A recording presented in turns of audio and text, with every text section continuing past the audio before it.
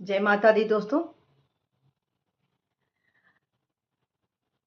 आज हम भगवान कृष्ण की वो कहानी सुनाने जा रहे हैं जब आप अपने भक्त के लिए वो चोर बने। आइए चलते हैं, हमारे साथ बने रहिएगा और पूरी कहानी सुनेगा, आपको आनंद आएगा।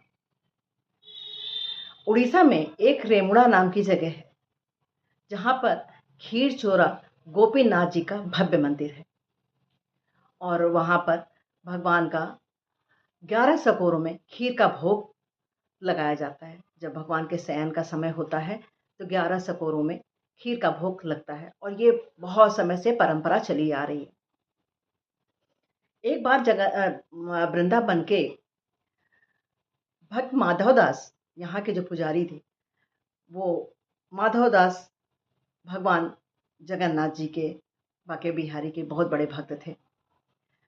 वो उड़ीसा गए तो वो रेमुड़ा में रुक गए। उनको पता चला कि यहाँ पर गोपीनाथ जी का खीर का भोग लगाया जाता है और ये कुछ प्रसाद पाने की लालसा में वो उस रेमुड़ा गांव में वहां पे रुक गए। रात्रि हुई, भगवान के शयन का समय हुआ और पुजारी ने 11 सकोरों में खीर का भोग लगाया और भीड़ बहुत थी।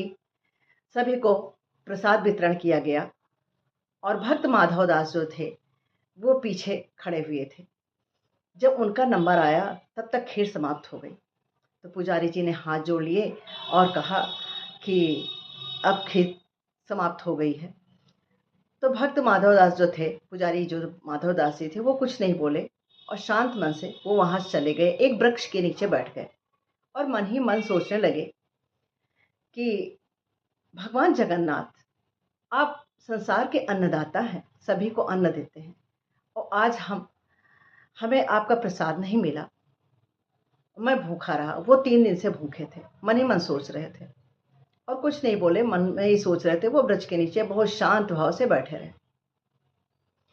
अब जब उस मंदिर के पुजारी थे, रात्रि में उन गोपीनाथ भगवान जी ने उनको स्वप्न दिया और स्वप्न में कहा कि पुजारी जी, आप मंदिर जाइए और जाकर वहां एक सकोरे में खीर का प्रसाद रखा हुआ है और मेरे भक्त माधव दास को वो खीर का प्रसाद खिलाइए।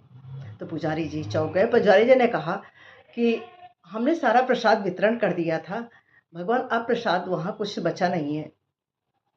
तो गोपीनाथ बोले कि वो प्रसाद एक सकोरा मैंने वहां पर जो 11वां सकोरा था मैंने चुरा लिया था।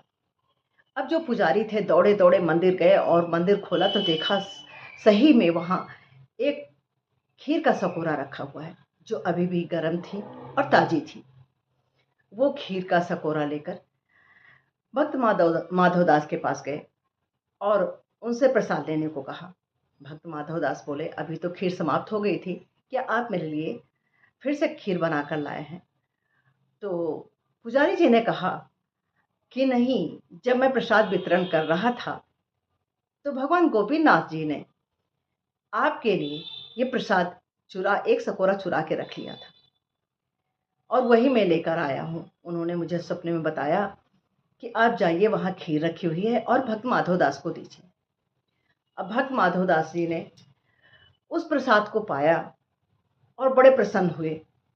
दूसरे दिन भगवान के प्रांगण में आए और खूब झूमे नाचे और कहने लगे कि सभी लोग तो भगवान को चढ़ाते हैं, लेकिन जो भगवान है, गोपीनाथ जी हैं, जगन्नाथ जी हैं, वो अपने भक्त के लिए चोर भी बन जाते हैं। ये तो खीर चोरा है।